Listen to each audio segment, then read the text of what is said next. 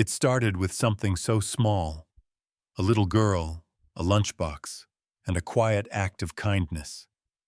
No one expected it to stop a courtroom cold. When a young girl walked into a tense trial and offered her sandwich to a police dog, the judge's gavel struck the bench so hard that even the walls seemed to shake. His voice trembled with anger, but his eyes, they told another story.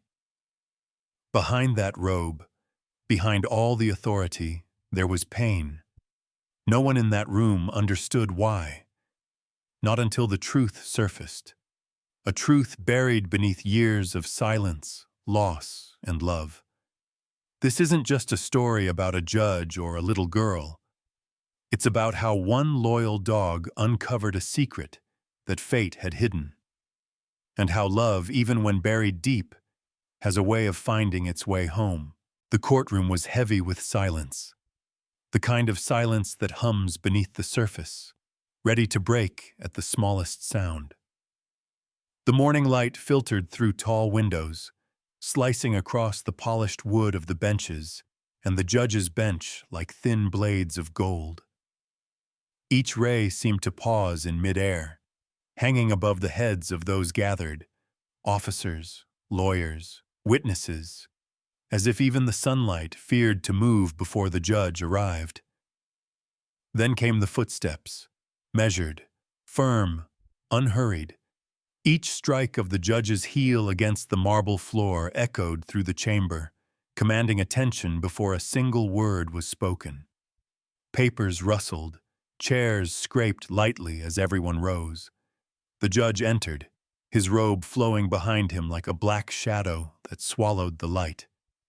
His name carried weight. Judge Harris, the man known for his precision, for the cold sharpness of his decisions. In this court, justice was not bent by emotion. It was delivered, swift, exact, unflinching. "Be seated," he said, voice steady as stone. But amid the rows of serious faces sat one small figure who did not quite belong there.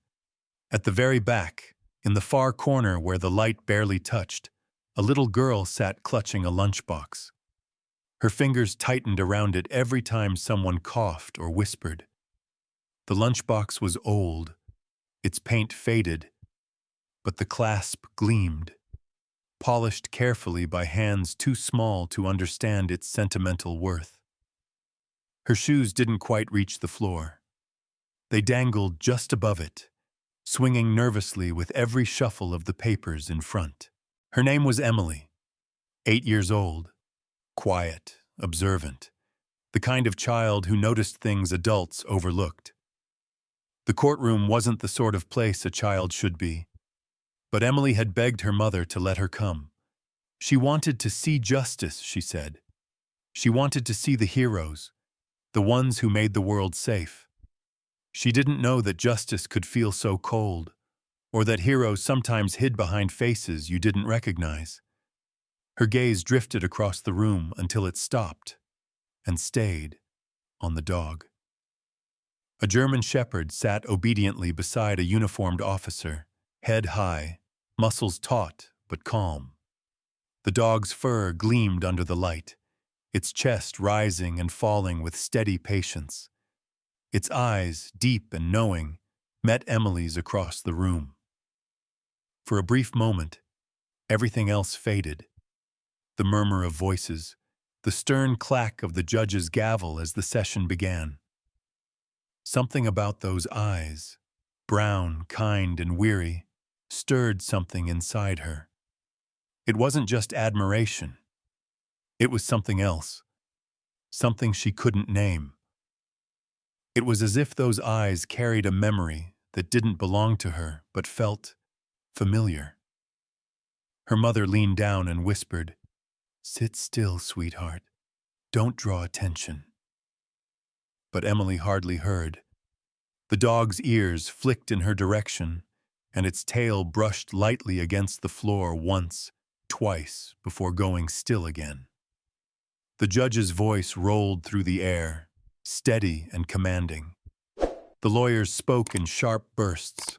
The clack of the stenographer's keys filled the pauses. Everything was controlled, measured, yet Emily could feel tension underneath it all, like a storm brewing behind the order.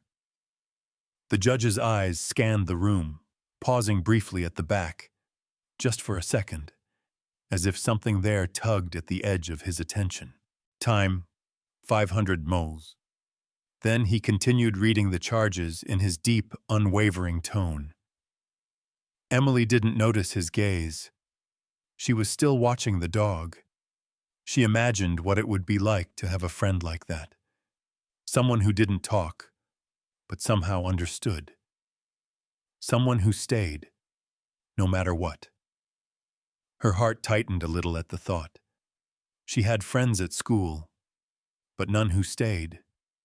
None who really saw her. The dog turned its head, nostrils twitching. Emily smiled softly, lifting one hand just a little, a shy wave, the tiniest gesture. The dog blinked, ears perking, and for a heartbeat, she could swear it smiled back. The officer at its side didn't notice, but someone else did. From the bench above, the judge's eyes flickered again, a flicker no one else would have caught. His gavel paused midair. He looked down at the child for a moment longer than necessary. Something in his chest shifted, something unfamiliar and unwelcome. He exhaled through his nose and continued, though his words stumbled just slightly before regaining their rhythm. "Order," he said again, as if the word could steady the tremor beneath his calm. Emily's mother placed a hand over the lunchbox in her lap. "Remember," she whispered, "you can give it to Officer Dan after the trial, not now." Emily nodded, though her eyes never left the dog. The lunchbox felt heavier than before, as if it carried more than sandwiches and an apple, as if it carried a piece of something she didn't yet understand. The judge continued with the next testimony. Voices rose and fell. Evidence was presented. Objections shouted, sustained, overruled. It all blurred together for Emily. The only sound she truly heard was the quiet breathing of the German shepherd, rhythmic and calm, a steady reminder that even in this cold room of rules and punishments, something alive, loyal, and pure still existed. When the gavel struck again to announce a short recess, everyone seemed to exhale at once. Lawyers leaned back. Officers stretched. Reporters checked their notes. The judge stood, robe rustling, and disappeared through the side door. Emily watched him go, her brow furrowing. There was something strange about him. Not just his sternness, but the way he'd looked at her, as though she'd touched something inside him he didn't want anyone to see. She looked down at her hands. The lunchbox was warm now from being held so tightly. Her mother was talking to another woman, distracted. Emily's eyes lifted once more to the German shepherd, the one with the soulful eyes that seemed to know too much. In that silent exchange, a bridge formed, fragile, invisible, but real. Between a lonely child seeking connection and a loyal creature whose instincts sensed something hidden. And above them both, though he didn't yet understand why, the judge felt the same strange pull in his chest, a faint ache of recognition that he tried to bury beneath the weight of the law. For now, the courtroom remained silent. But beneath that silence, 3 hearts, a girl's, a man's, and a dog's, had already begun to stir toward a truth that would shatter everything they thought they knew. The courtroom exhaled as the gavel fell for recess. Chairs groaned against the floor. Lawyers loosened their collars. The rustle of papers and the murmur of low voices filled the room. That in-between hum when tension hasn't quite left, only changed shape. Emily's mother turned to speak with another woman near the aisle. For the first time that morning, the girl found herself unobserved. The air felt softer now, less heavy, as though the walls had stopped holding their breath. Her eyes immediately found the German shepherd.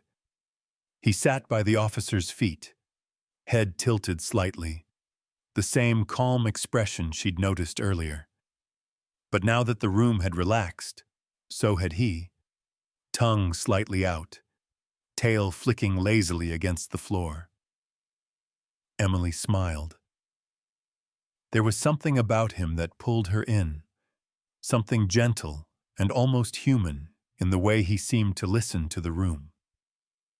She slipped off the bench quietly. The movement drew a faint squeak from her shoes, a tiny sound swallowed by the surrounding chatter. Her small fingers tightened around the lunchbox. Each step felt like walking into a dream she didn't quite believe was real. The polished floor reflected her as she passed, her reflection flickering under the pale light like a ghost in motion. When she finally stood near the K9, she could hear his breathing, slow, even, steady. The smell of him, warm and earthy, mixed with the faint leather scent of the officer's belt. The officer noticed her too late. By the time he turned, Emily was already kneeling.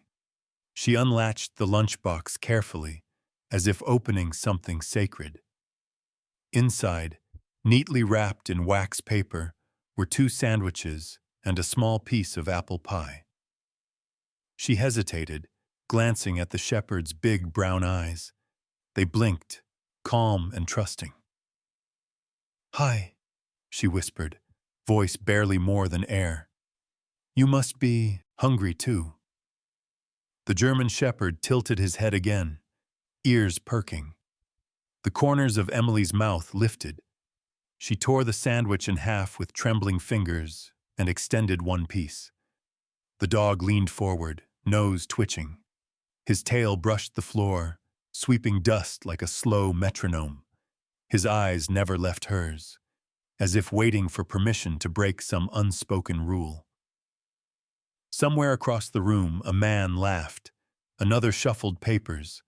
The world kept moving, unaware that in this quiet corner, something tender was happening. The shepherd finally lowered his head, sniffed the bread, and gave a soft, grateful huff, a sound so gentle it made Emily's heart flutter. But before he could take a single bite, bang! The gavel struck like thunder, splitting the air in two. The sound froze the entire room. Every whisper, every shuffle, every heartbeat stopped. Emily jerked upright, the sandwich dropping from her hands. The dog flinched, ears flat. "No food!" The judge's voice cut through the stillness, sharp and shaking. "No exceptions in my courtroom." All eyes turned. The officer beside the K9 stiffened. Lawyers stared, some frowning, others confused. But the child, the little girl with the lunchbox, stood motionless, her eyes wide and wet. The judge towered above from the bench, his expression carved in stone. Yet his voice beneath the steel carried a tremor. "Step away," he ordered. "Now!" Emily's lips parted, but no sound came out. She looked down at the sandwich on the floor, the small, simple gift of kindness she'd meant to share. The dog looked between her and the judge, whining softly, as if he too sensed the storm. Her mother rushed forward, face pale. "I'm so sorry, Your Honor. She didn't mean—" But the judge raised a hand. "Rules exist for a reason." The words were meant to sound final, but something faltered, like a note struck off key. His jaw tightened, hand gripping the gavel too long, knuckles white. Emily's lower lip trembled. She wanted to say she was sorry. She wanted to explain that she just wanted to be kind, that she thought the dog looked tired, that maybe no one had thanked him for being good today. But the words caught in her throat. The officer reached down, placing a comforting hand on her shoulder. "It's all right, kiddo," he said softly. "He didn't mean to scare you." But Emily wasn't scared. Not exactly. She was confused. The judge's voice had sounded angry, yes, but his eyes had looked different. Not cruel, not distant. There had been something else hiding behind them. Something she didn't understand, but felt deep inside her chest, heavy and aching. The German shepherd whined again, a low sound that echoed like a question. The judge's gaze snapped to the dog, and for a fraction of a second, his composure cracked. His mouth parted slightly, and his eyes filled with something raw and unguarded. Recognition, maybe. Pain. Memory. He turned his face away quickly. "Court will reconvene in 15 minutes, he said, voice breaking on the last word. He stood abruptly, robes sweeping around him, and disappeared through the side door. The sound of it slamming shut echoed long after he was gone. Silence filled the room again, but it wasn't the same kind of silence as before. This one was heavy, uncomfortable, filled with unspoken things. Emily stared after him, her small hands still clutching the open lunchbox. She didn't understand what she'd done wrong. She'd only wanted to share something good. Her mother crouched beside her, smoothing her hair. "It's okay, honey," she murmured. "Let's just sit down, all right?" But Emily couldn't look away from the judge's empty chair. The light caught the edge of the bench, and for a brief moment, she thought she saw something there. A glint, maybe from a tear, that had fallen unnoticed before he left. The German shepherd nudged her hand gently with his nose. She smiled faintly, brushing his fur once before standing. And as she turned back toward her seat, clutching the lunchbox tight against her chest, she felt it again. That same strange feeling from before. Like she had accidentally opened a door she wasn't supposed to find. Something about the judge's voice, the way he'd said no exceptions, the way his eyes had almost softened before he turned away. It all left a mark she couldn't name. Above them, the clock ticked on, its hands steady and cold. But beneath the hum of voices resuming, beneath the shuffling and whispers, something deeper lingered. A tension that wasn't about rules at all. It was about recognition, about fear, and about a truth buried so long that even the sound of a child's kindness had the power to shake it loose. Emily sat quietly again, lunchbox on her lap, her heart still echoing the sound of that gavel, the sound that had silenced not just a room, but something inside the man who wielded it. And though she didn't know why, she felt certain that she had seen something in him. Something broken. Something waiting to be understood. The sirens tore through the night like angry ghosts. Red and blue lights painted the dark streets, flashing against shattered windows and drifting smoke.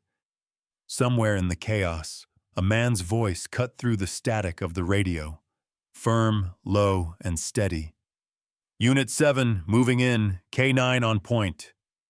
Officer Daniel Harris crouched low behind a rusted dumpster, one hand gripping his weapon, the other resting on the thick collar of the German shepherd beside him. The dog's ears twitched, eyes fixed on the warehouse ahead. "Easy, Rex," he whispered. "Wait for my signal." The dog's muscles coiled like springs, every nerve alive. Harris could feel the heartbeat beneath his palm, fast but focused, matching his own. For years they had worked side by side, reading each other's instincts without words. In a world where trust was rare, This dog was the one soul Harris could depend on completely. The operation was supposed to be simple. A raid on a known arms smuggler's den.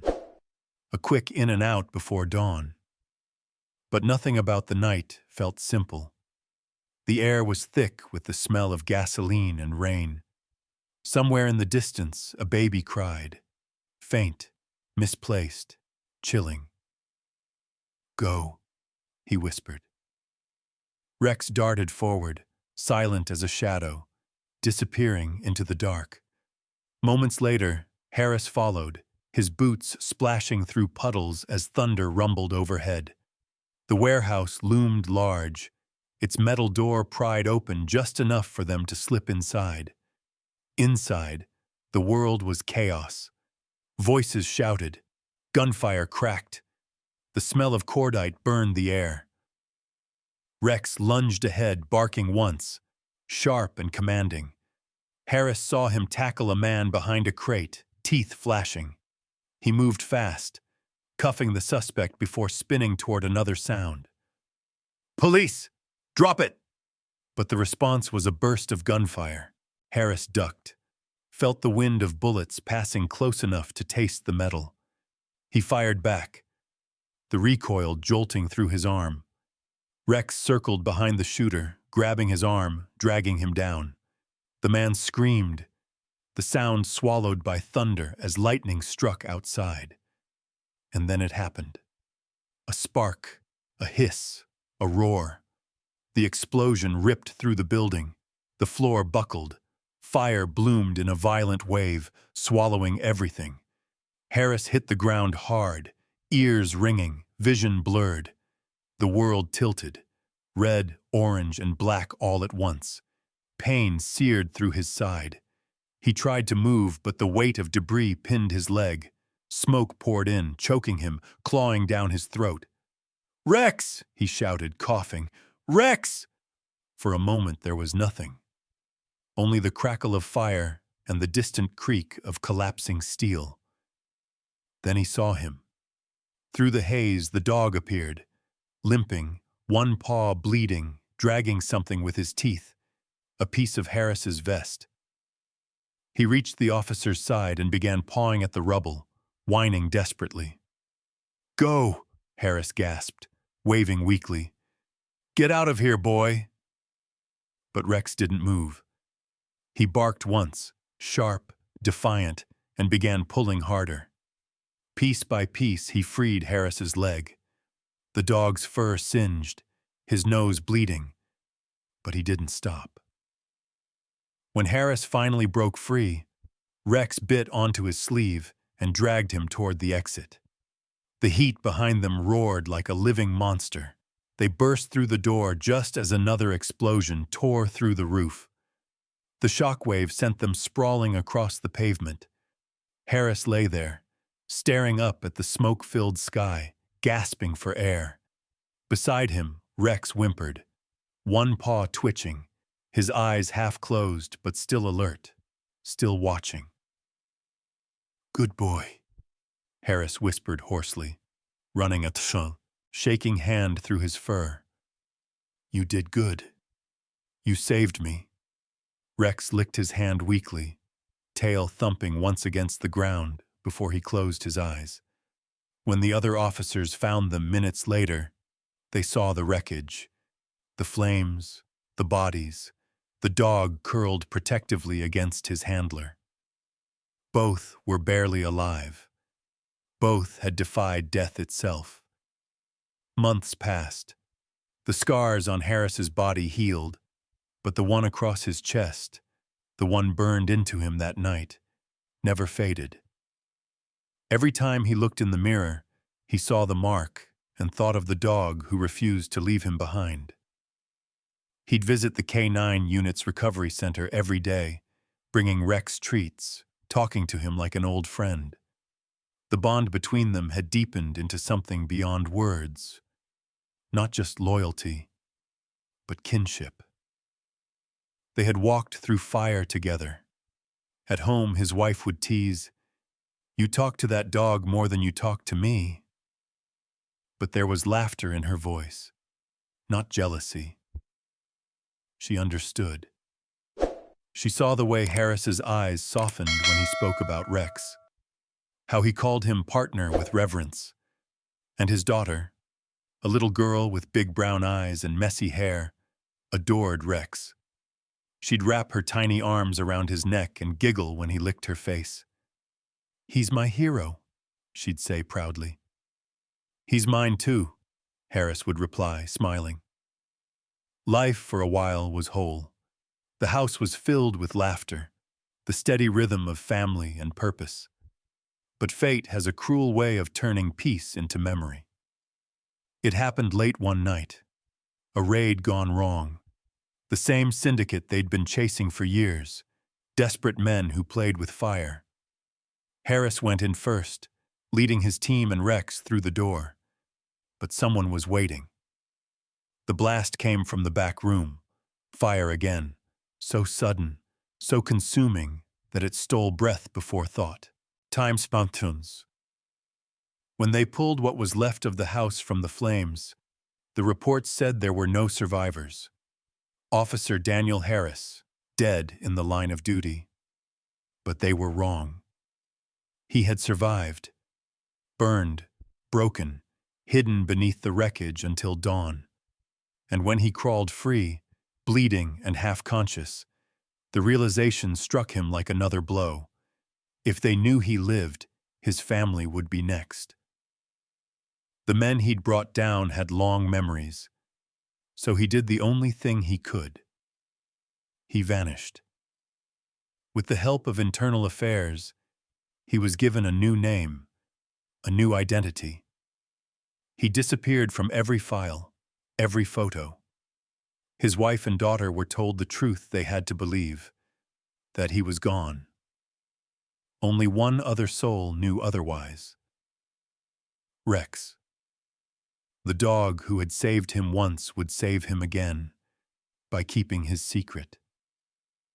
But time took even Rex eventually, leaving behind nothing but a folded flag, a few medals, and a memory of a bond forged in smoke and loyalty. And so Daniel Harris became Judge Harris, a man who had traded his badge for the gavel, his heart for silence. He thought the past had burned away with the flames, until the day he saw a little girl in his courtroom holding a familiar lunchbox, and a German shepherd whose eyes carried the same loyal light as the one who once dragged him out of fire. The world had kept spinning after the funeral, but for Emily, it felt as if time had simply stopped. She was only 3 when her father's name was whispered through tears, when people in uniforms filled the house with flowers, handshakes, and words she didn't understand. Words like sacrifice, honor, and fallen in the line of duty. To her, all it meant was that the man who used to lift her high in the air, who smelled like rain and coffee and leather, never came home again. After the visitors left and the flags were folded, silence became a new member of their household, constant, invisible, heavy. At dinner there were always 2 plates. Her mother tried for months to stop setting the extra one, but she couldn't. The habit of love was hard to unlearn. Each night, as the candles flickered, Emily would glance at the empty chair across from her and imagine him sitting there, smiling, teasing her about her vegetables, tapping the table twice before saying grace. But the chair stayed empty, and the quiet after dinner always stretched too long. Her mother changed after that night. The sparkle in her laugh faded, replaced by something fragile. There were moments when she would stand by the window for hours, staring into the dark, her hand pressed to the glass as though expecting a shadow to walk up the driveway. She told Emily stories about her father. Not the sad parts, but the brave ones. He was the kind of man who always ran toward danger, not away from it, she'd say softly, brushing Emily's hair. and he never stopped believing in doing the right thing, no matter the cost. Emily didn't fully understand what the right thing meant, but she knew it had taken her father away. Some nights, when thunder rolled across the sky, she'd wake crying, calling for him. Her mother would rush in, holding her tight. "It's just a storm," she'd whisper. "Daddy loved the rain, remember? He said it washes the world clean." Emily would nod, but deep down, she couldn't shake the feeling that somewhere, somehow, the rain was still falling on him too. As she grew older, the memories became snapshots, flashes of warmth in a cold world. The smell of his jacket that her mother kept folded in a drawer. The sound of his laugh echoing faintly in her dreams. The way he used to whistle, a tune she could hum but never quite finish, because it hurt too much to reach the last note. In his absence, Emily found comfort in the only creatures that never seemed to leave: dogs. It started with a stray puppy she found near the fence one spring morning. Small, shivering, its ribs showing beneath muddy fur. Her mother hesitated at first, but eventually sighed. "Your dad would have wanted you to help," she said, handing Emily a towel. They named the puppy Scout. He followed Emily everywhere, to school, to the park, to bed. She'd whisper secrets into his fur at night, the kind only a child carries. "I miss him. Do you think he misses me too?" Scout never answered, but his presence was enough. His soft breathing anchored her when grief threatened to float her away. Later, as she got older, Emily's fascination turned toward the police dogs her father once worked with.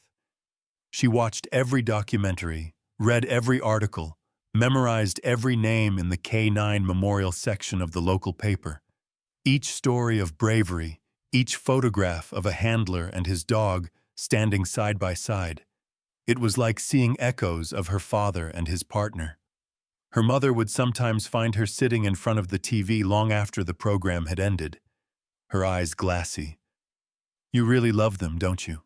she'd say gently. Emily would nod. "They're like angels that don't have wings." There was a long pause, then her mother smiled sadly. "That's exactly what your dad used to say." Years passed, but the ache never left. It just learned to hide beneath daily routines, homework, chores, birthdays that felt a little too quiet. On the anniversary of her father's death, her mother always baked an apple pie, because it had been his favorite. They'd sit together, candles flickering, and share a small slice in silence. Emily would look at the chair, still empty, and whisper, "Happy birthday, Daddy," even when it wasn't. Because to her, every year without him was another birthday he missed. As she grew into the quiet, thoughtful girl we later saw in the courtroom, the world began to tell her to move on. Teachers, neighbors, even kind friends spoke of closure and time healing all wounds. But time, she'd learned, didn't heal. It only dulled the edges so you could learn to carry them. One autumn evening, as the wind howled outside, she went to the attic and found an old box with her father's name etched on the side. Inside were photos, him in uniform, him laughing with her mother, him holding a newborn baby in his arms. And beneath the photos, wrapped in tissue paper, was a small metal lunchbox, faded blue paint, a tiny dent on one corner. Her fingers trembled as she opened it. Inside were 2 old sandwich wrappers and a folded napkin with a note in her father's handwriting. "For my little partner, when we eat lunch together again." Tears blurred her vision.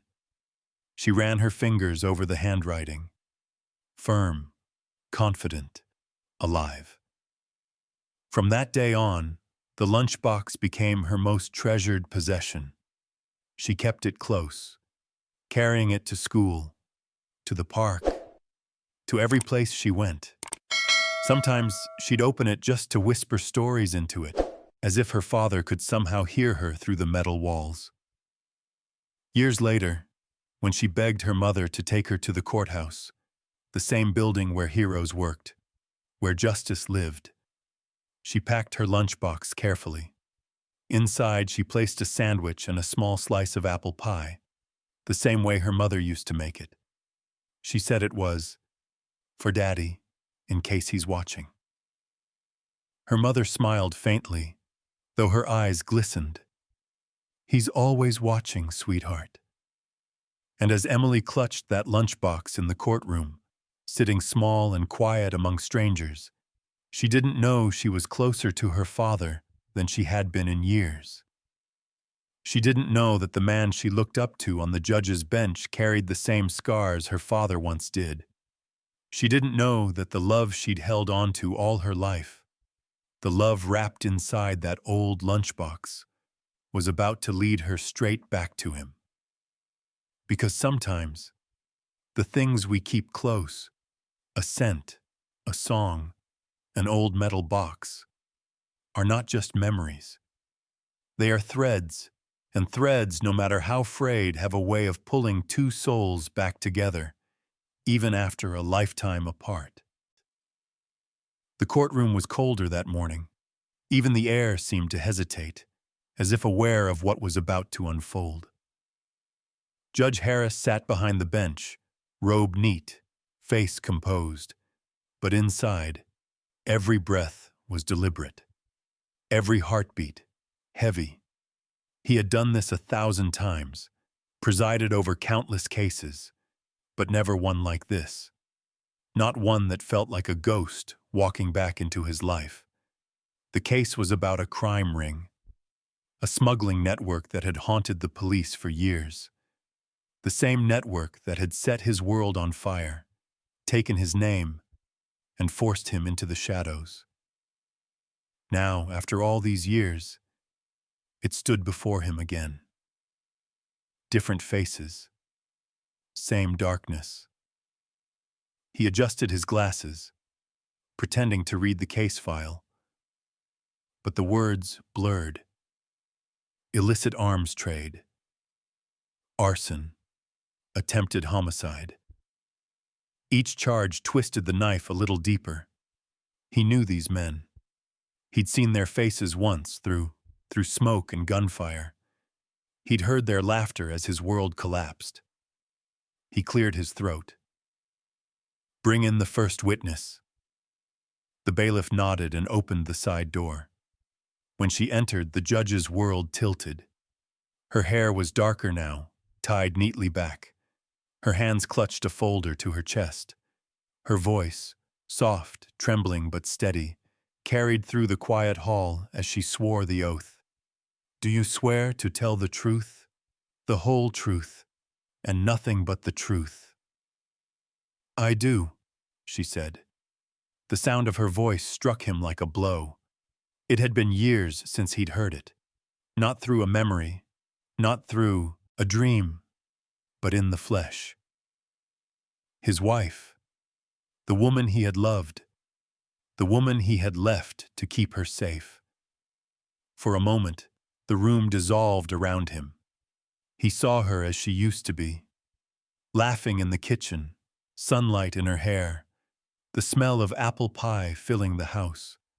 He saw her holding their daughter in her arms, humming softly. And then the fire, the sirens, the endless night that followed.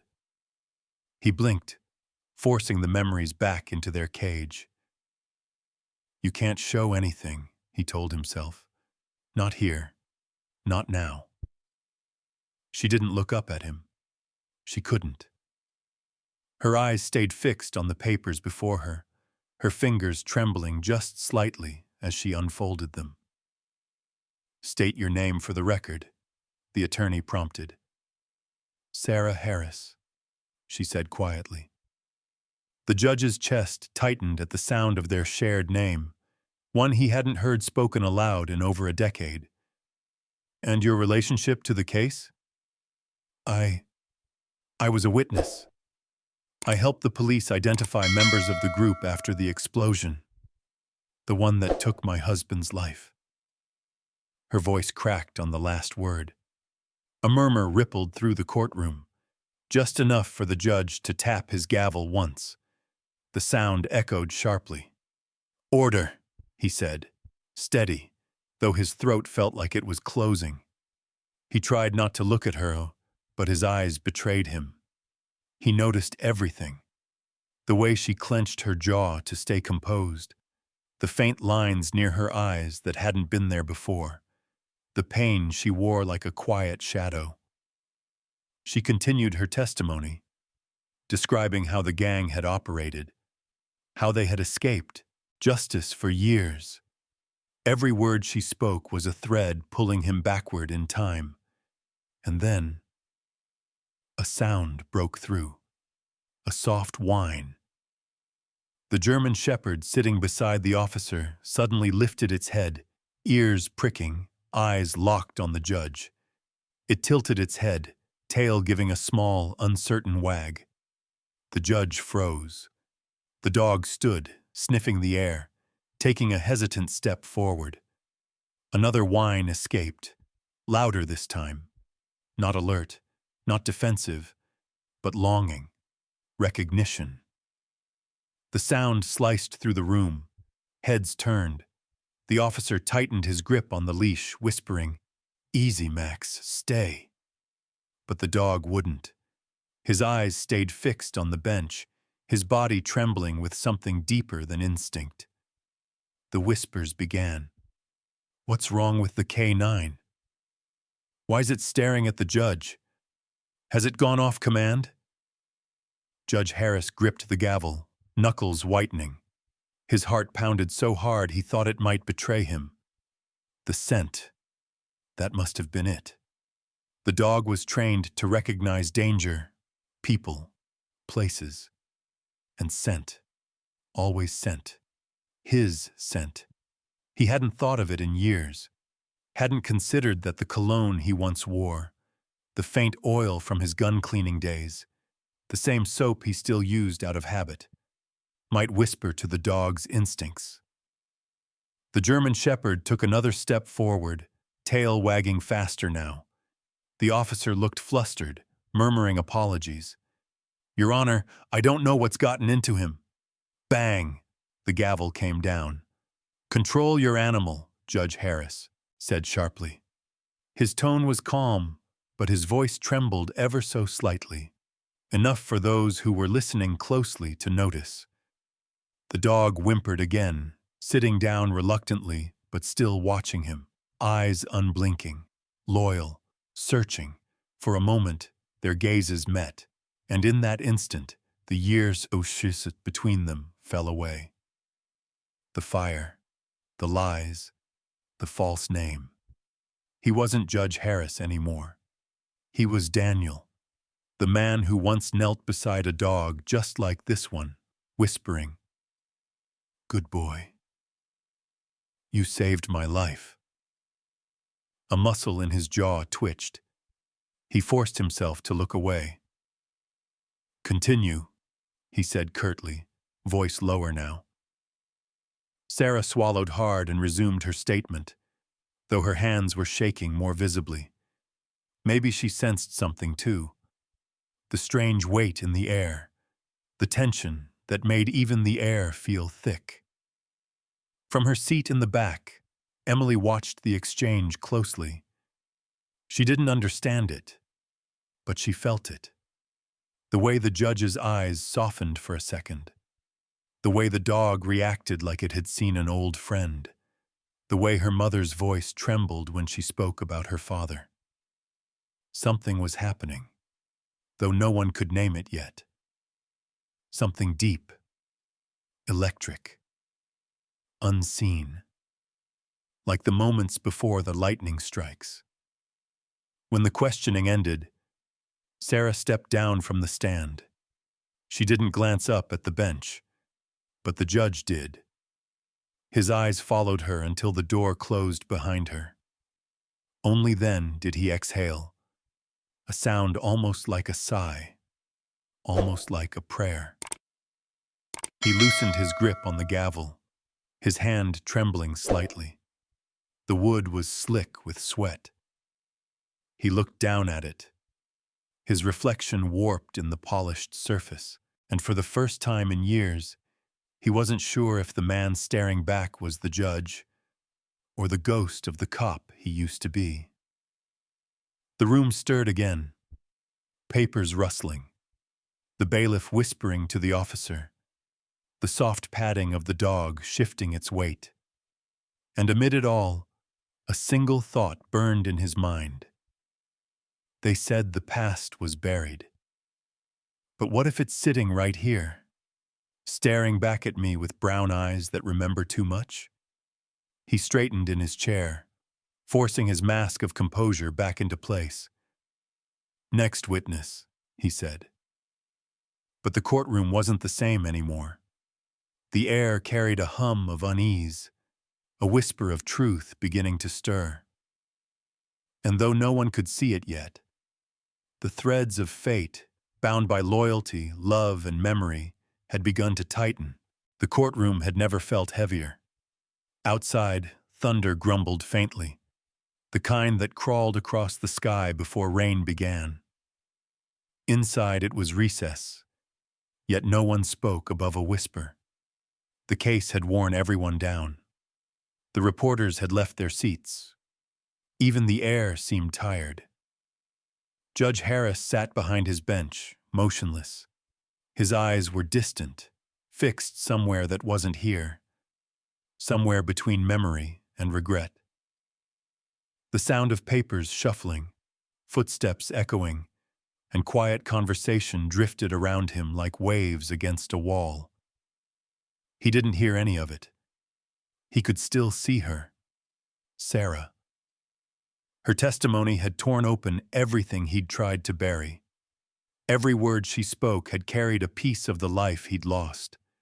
Every tremor in her voice reminded him that he'd built his new identity on the ashes of her grief. He pressed a hand to his temple, trying to steady his breath. The smell of old paper and polished wood filled his senses. But beneath it, faintly, another scent crept in. Something warm, earthy, familiar. Leather, fur. And before he could make sense of it, a low whine broke the air. It came from the K9.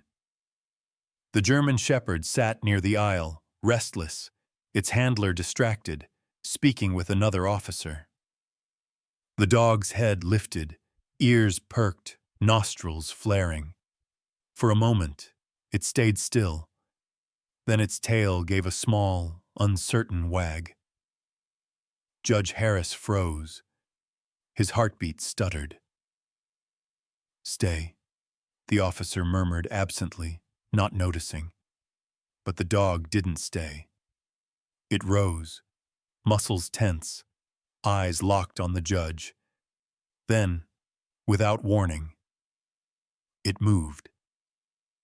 The leash slipped through the officer's hand. A gasp rippled through the courtroom as claws clattered across the marble floor. The sound echoed, sharp and urgent, each step carrying the weight of recognition and years of memory. "Max, stop!" the officer shouted. But the dog didn't stop. Judge Harris stood instinctively as the shepherd bounded toward him. The bailiff took a step forward, but froze as the dog skidded to a halt at the base of the bench, barking, not in aggression, but in pure, desperate joy. The judge's breath caught. The dog's tail thumped against the wood, eyes shining with excitement. It let out a small, high-pitched whine, the kind of sound only made for someone it loved, someone it remembered. And then, before anyone could move, it leapt. The courtroom gasped. The officer ran, shouting apologies, but the moment had already happened. The German shepherd placed its paws on the bench and pressed its muzzle into the judge's hand. Warm, wet, alive. The gavel slipped from his grasp, clattering to the floor like thunder. For a heartbeat, the world went silent. He stared down at the dog, stunned, his fingers trembling against its fur. It was soft, familiar. His throat tightened. He'd spent years learning to suppress emotion, to wear stoicism like armor. But now, the armor cracked. He whispered, voice breaking. Rex? The name escaped before he could stop it. He didn't even know he'd spoken aloud until the sound reached his ears. The dog barked again, softer this time, almost a reply. It licked his hand eagerly, tail wagging furiously now, whining with joy, pressing closer, as if trying to tell him, pitch first.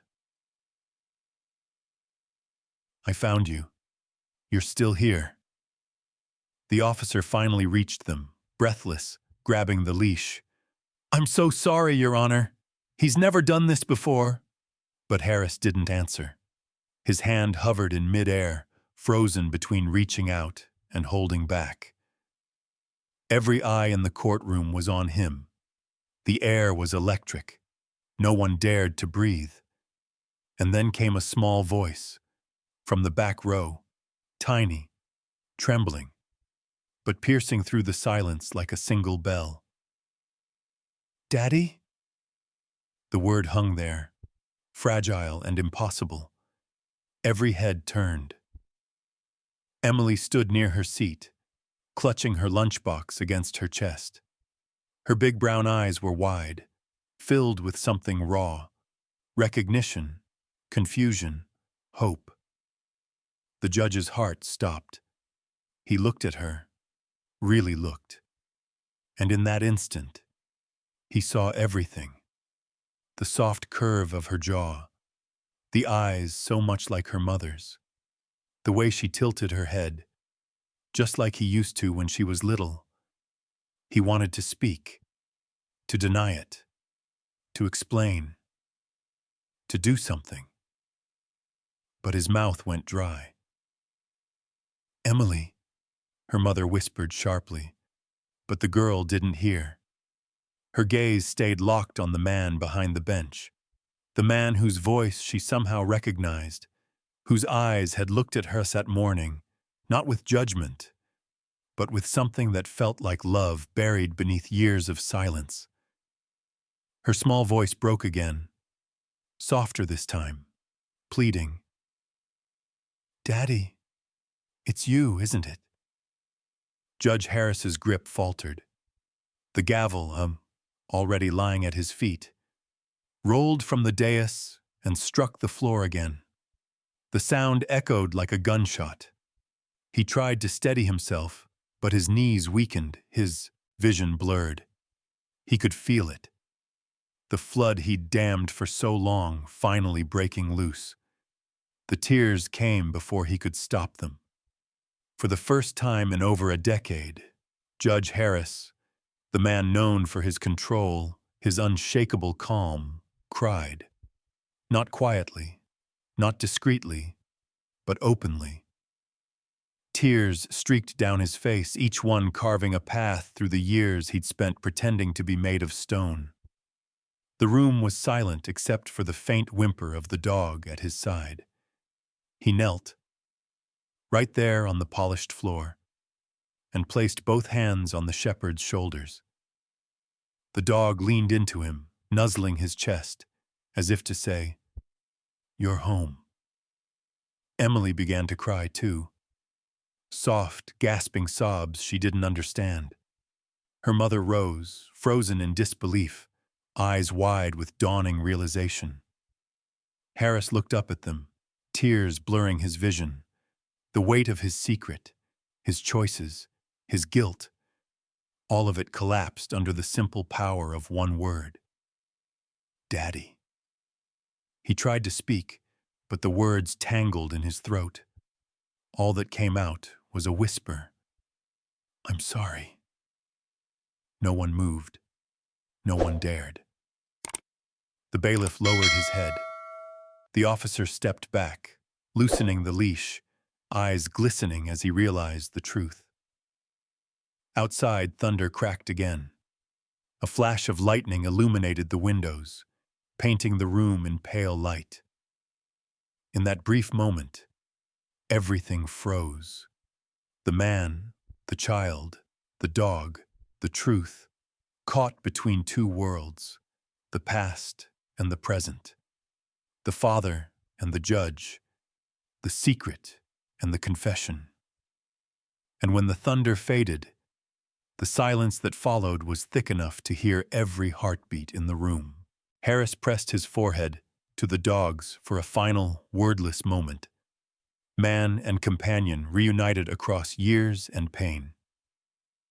Then he looked at his daughter, the little girl who had unknowingly walked back into his life and broken his silence with love alone. A single tear slid down his cheek as he whispered, barely audible, "It's me."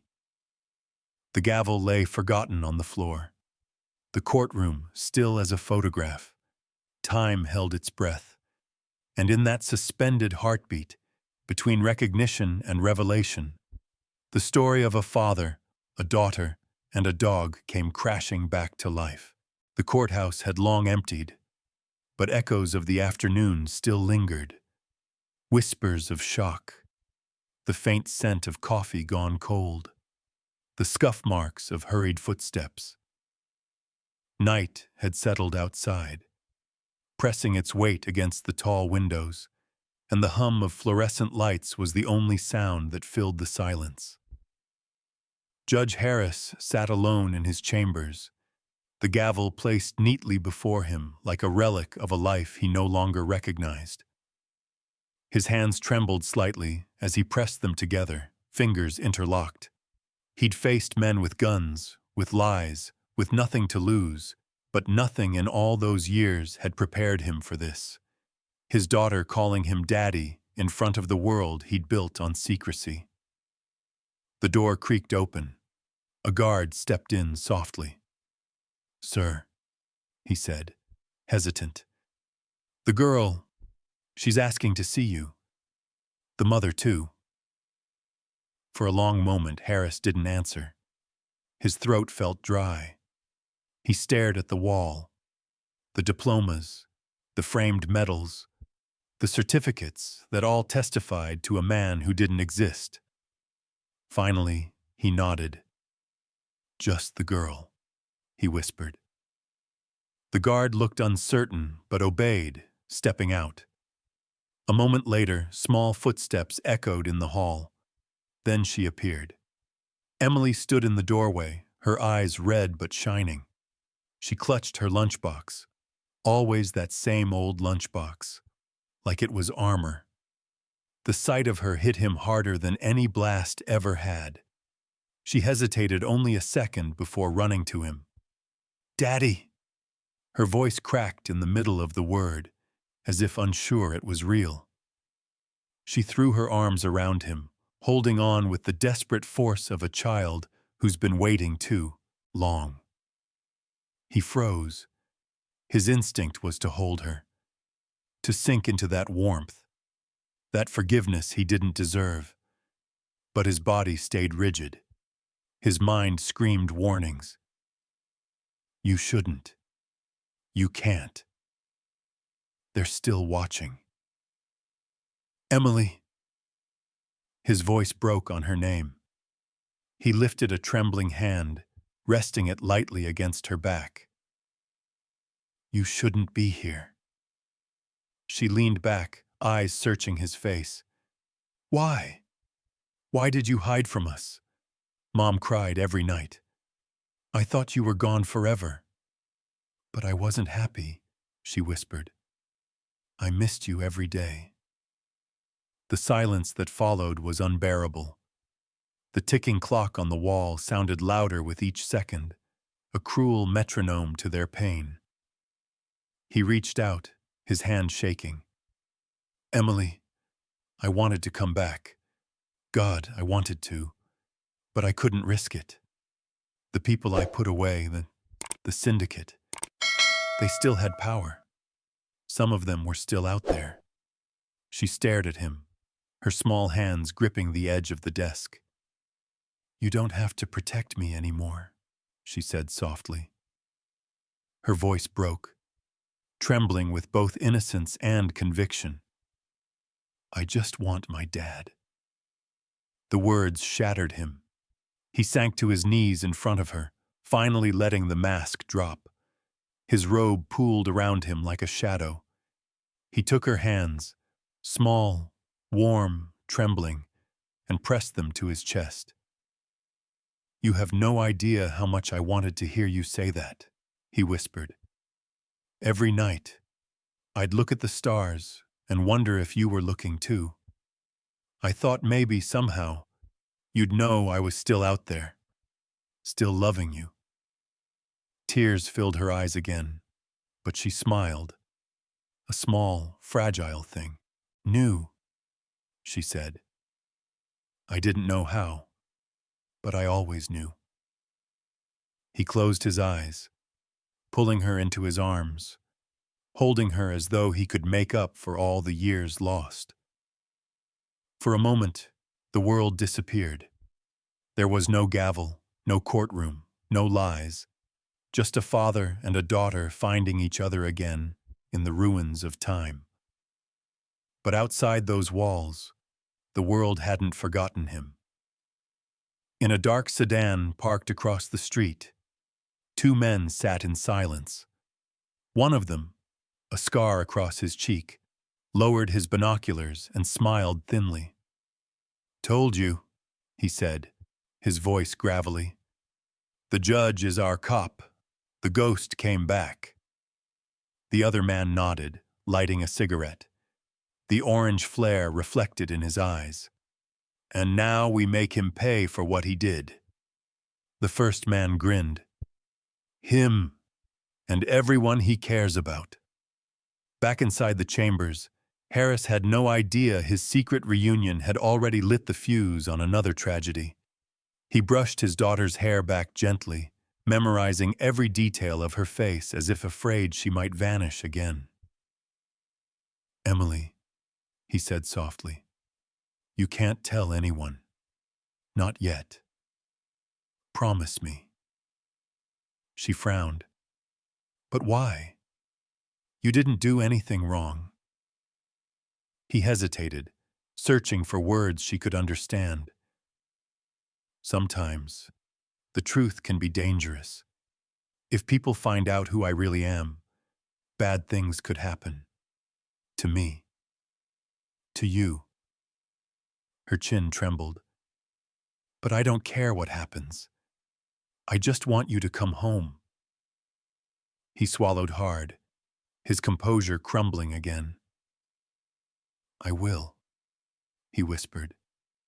I promise. I just need time. But as he spoke, even he could feel the lie in his promise. Not because he didn't mean it, but because he knew the world rarely gave second chances to men who cheated death. The light flickered overhead, casting their shadows long and distorted across the walls. Father and daughter, bound by love, divided by fear. When the guard knocked softly to remind him the next session was approaching, Harris wiped his eyes quickly and stood. Emily looked up at him, her lunchbox still clutched tightly. Keep it close, he said, brushing his thumb against it. It's your father's heart in there. She didn't fully understand, but she nodded solemnly. As she walked toward the door, she turned one last time. You'll come back for me, right? He forced a smile. Always.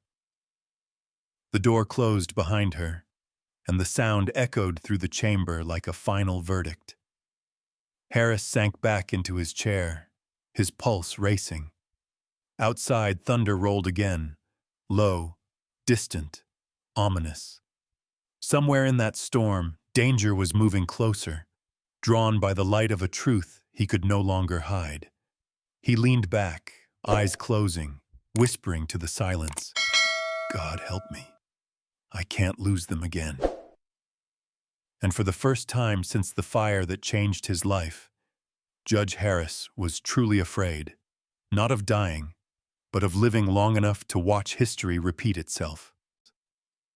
The verdict day dawned gray and heavy.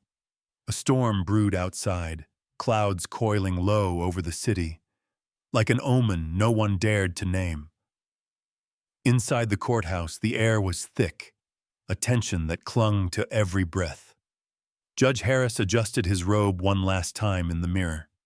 He looked older than he remembered, deeper lines, tired eyes, the weight of two lives pressing down on one soul.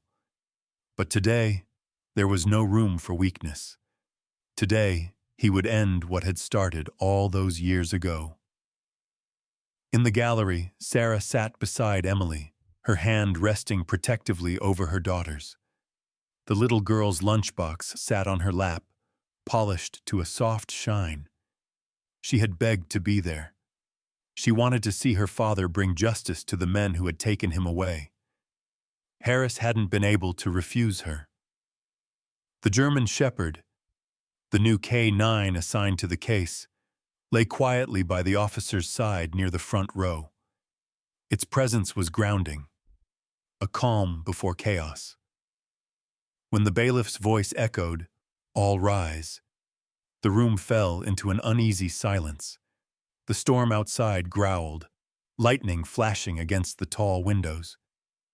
Harris entered and took his seat, his face composed but pale. He could feel his daughter's gaze from the back, her small eyes filled with pride and something deeper, fear. He lifted the final document. In the case of the state versus, the rest of his words drowned beneath the sound of splintering glass. Crash! The first shot rang out before anyone had time to scream. Windows exploded inward as masked men stormed through, shouting orders, weapons raised. The bailiff lunged forward. A second gunshot dropped him instantly. Papers flew, benches overturned. People scrambled for cover. Sarah grabbed Emily, pulling her under the wooden pews. "Don't move," she whispered, voice shaking. Harris couldn't speak. His throat locked. His vision blurred. He could hear sirens outside now, wailing, approaching fast. But inside the courtroom, time felt frozen. The shepherd's breathing grew shallow. Its tail twitched weakly against the floor. And then, it stopped moving. "No, no, no," Emily sobbed. "Please don't go." The dog turned its head slightly, eyes meeting hers. With one last effort, it lifted its muzzle and licked her hand. Slow, tender, deliberate. Then its body relaxed completely. Stillness. The room fell silent except for the distant wail of sirens and the quiet sound of rain beginning to fall against the shattered glass. Harris bowed his head, his hand still on the dog's fur. For a moment, he couldn't breathe. He'd lived through explosions, through loss, through years of pretending, but nothing compared to this. The officer knelt beside him, voice thick. He did his job, sir. He saved your life." Harris nodded numbly, but the words didn't help. "He saved more than that," he whispered. "He saved what's left of me." Emily cried into his shoulder. He held her close, the two of them huddled beside the fallen dog as the storm raged outside. Through the open doors, paramedics rushed in, their voices sharp and hurried. "We've got wounded! Move!" But to Harris, the noise faded, replaced by the memory of another shepherd, another explosion, Another day when loyalty had rewritten fate. He looked down at Max, eyes glistening. "You did good, boy," he murmured, voice trembling. "You did so good." The paramedics led Sarah and Emily out first. Harris followed slowly, every step heavier than the last. He paused at the doorway, looking back one final time. The courtroom, once a place of justice, was now littered with glass, bullet holes, and a crimson stain that would never wash away. Lightning flashed again, illuminating the flag that hung above the bench, still standing, unmoved. Harris whispered to the empty room, voice cracking. "How many times do I have to lose everything before fate shows mercy?" Outside, rain poured harder, washing over the courthouse steps like tears from the sky. The ambulance doors slammed shut, and the sirens rose, sharp, mournful, echoing through the night. Inside, the judge sat silently beside his daughter, holding her hand. Her lunchbox rested on her lap, unopened. Neither spoke.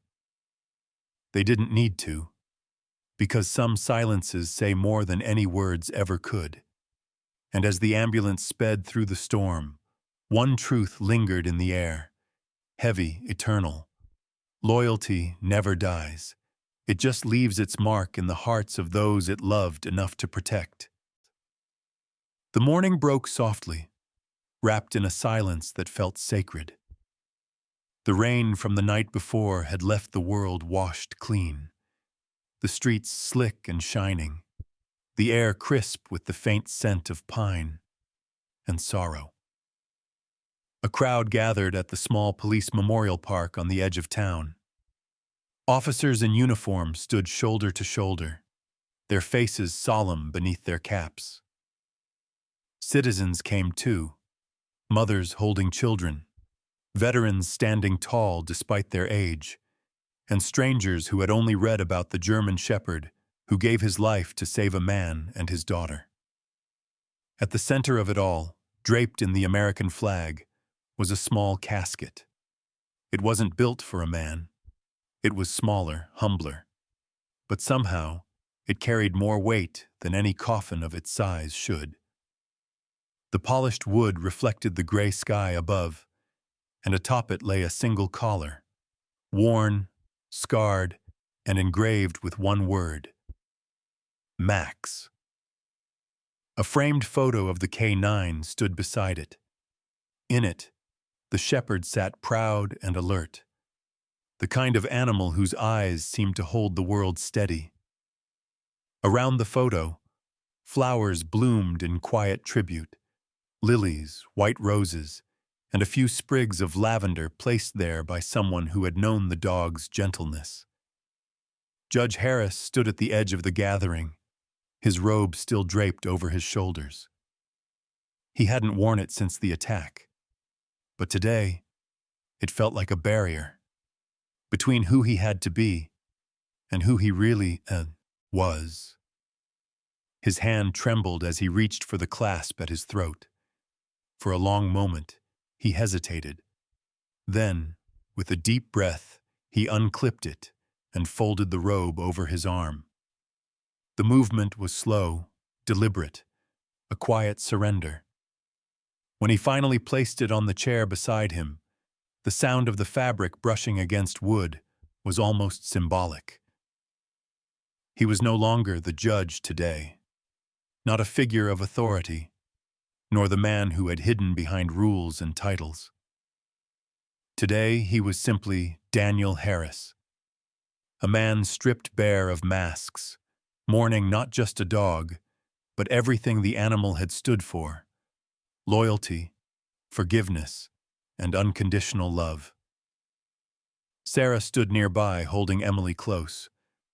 The girl's small hand clutched her mother's tightly, though her other hand held something else, the same lunchbox she had carried since that first day in court.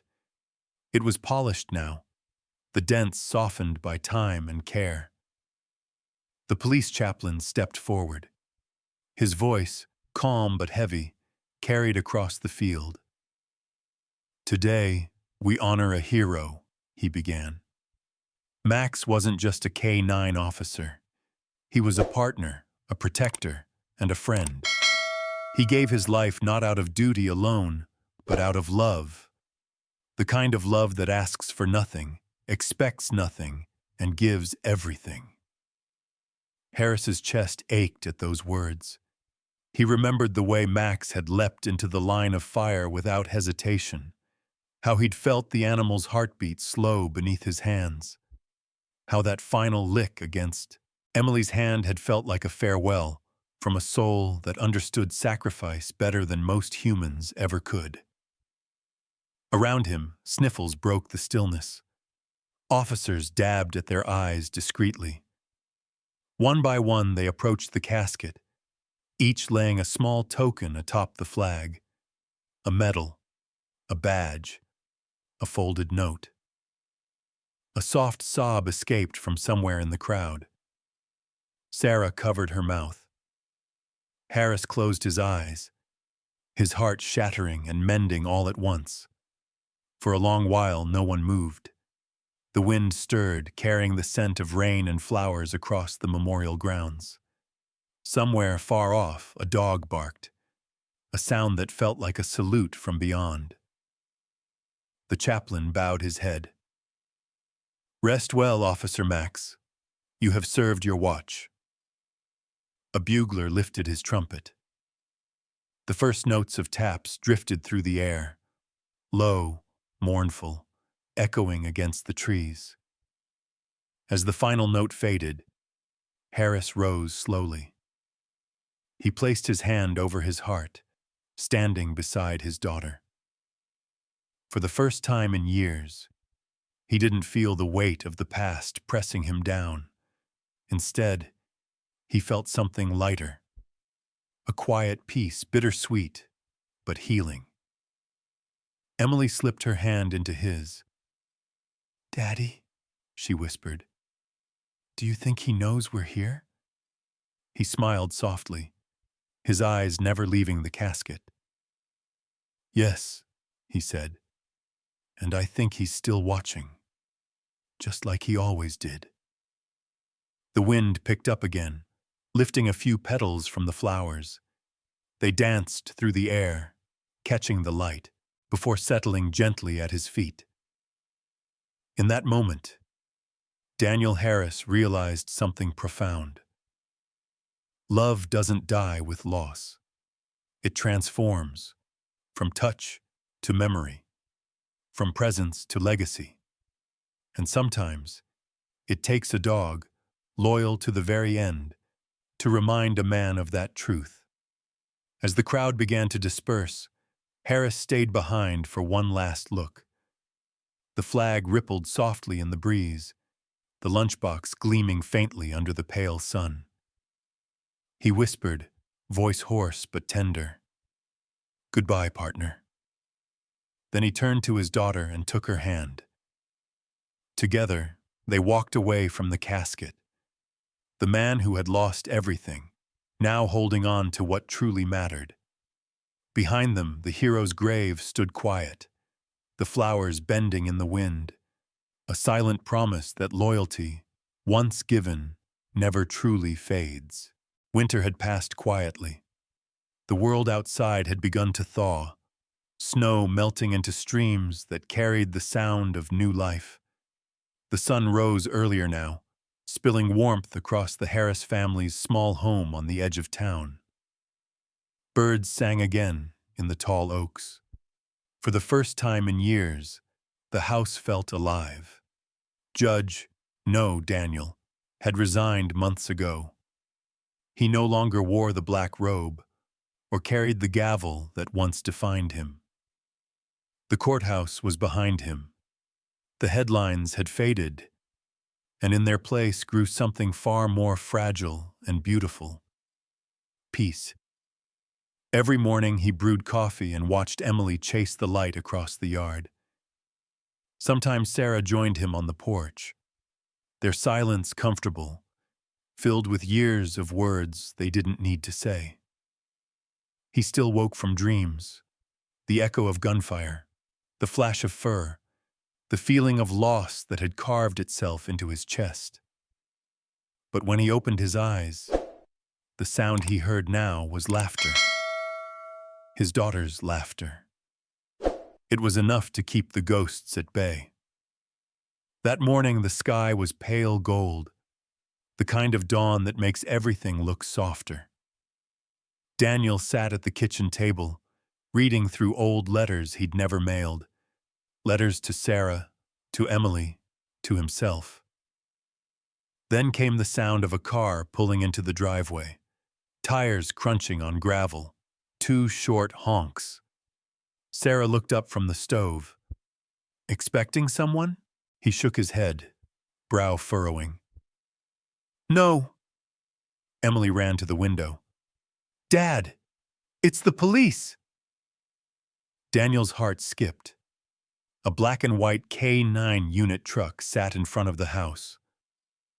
2 officers stepped out, their expressions respectful but kind. One of them, a younger man with sandy hair, carried a small crate. Daniel opened the door, his chest tightening. Officers, he greeted, his voice steady but curious. The taller one smiled faintly. Judge Harris, sorry, Mr. Harris now, I suppose. We're sorry to come unannounced, but we thought you might want to see something. He stepped aside. The younger officer lifted the crate onto the porch. Inside, a small puppy blinked up at them. Soft brown fur, big ears, and eyes that held that same deep, soulful look Daniel had seen once before. Emily gasped. A puppy! The officer nodded. He's one of Max's lineage.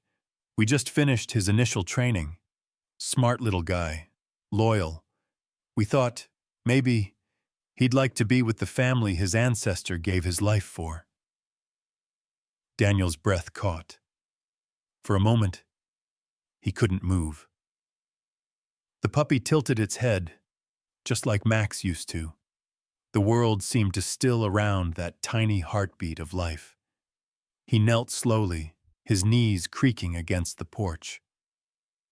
Hey there, he murmured. You've got big paws to fill, little one. The pup barked once, high, cheerful, unbothered by the weight of the past. Emily dropped to her knees beside her father. Her smile trembled, caught between joy and tears. He looks just like Max, she whispered. Daniel nodded, his throat tight. Yeah, he does. The officer handed her the leash. He's yours, if you want him. His name's Justice. Emily's lip quivered. Justice, she repeated softly, the word rolling like a promise. She turned to her father. Can I, Daddy? Please? Daniel smiled, though his eyes glistened. Of course you can. She knelt, the morning light catching her hair, and held the puppy close. I'll take care of him, Daddy, I promise, just like Max took care of us. The pup licked her cheek, tail wagging furiously, as if he already understood. Daniel exhaled slowly, emotion swelling in his chest. He turned to the officers, his voice low but full of gratitude. Thank you for this. You don't know what it means. The taller officer smiled gently. We do, sir. He's family. Inside, the house felt warmer, lighter.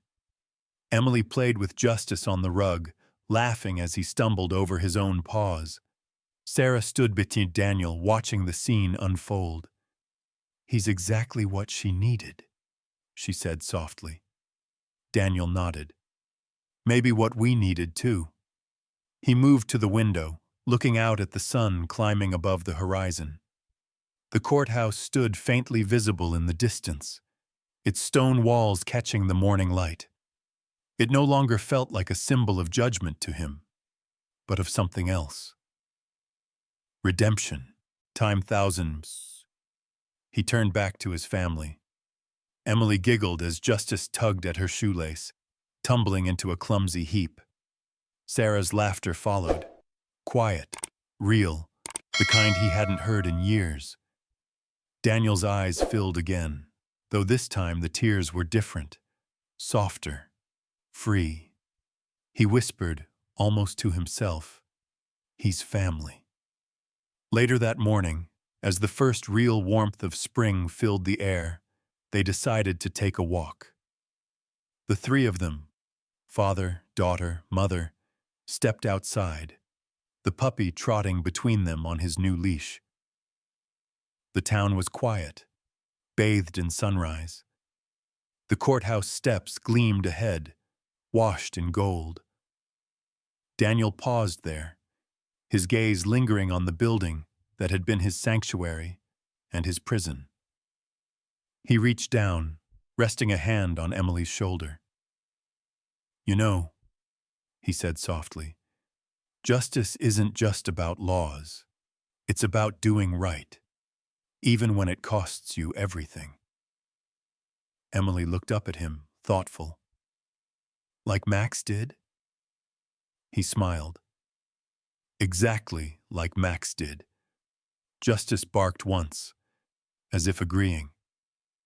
They continued walking. The judge who'd become a father again, the little girl who'd never stopped believing, and the puppy who carried a hero's legacy. The light spread over them, turning their shadows long across the courthouse steps. It felt like a new story beginning, one written not in grief, but in grace. As they disappeared down the street, the wind lifted gently, rustling the trees, carrying the faint sound of laughter, the kind that comes after pain, the kind that promises healing. And as the sun rose higher, its rays caught the courthouse windows and scattered them into colors, gold, amber, and soft white, painting the world in forgiveness. In that light, the story of Daniel Harris, his daughter, and the dog that saved them wasn't about tragedy anymore. It was about love that refused to die, loyalty that lived on, and how, sometimes, justice takes the shape of a wagging tail and a child's smile, fade to white. The end, not of sorrow, but of survival. Sometimes, stories like this remind us why dogs touch our hearts in ways words never fully can. The loyalty of a German shepherd, steady, selfless, and pure, isn't just something to admire. It's something to learn from. They love without hesitation, protect without question, and forgive without condition. If you've ever looked into your own dog's eyes and felt that quiet understanding, that wordless kind of love, you already know what I mean. It's a bond that doesn't fade, no matter the years or the distance. If you'd like to explore ways to understand your dog even better, to deepen that connection you share, there's a wonderful little resource I came across that might speak to you. No pressure, just something you might enjoy when you have a quiet moment. Because at the end of the day, it isn't about training or obedience. It's about love, trust, and the promise that, just like in this story, our dogs will always find their way back to our hearts.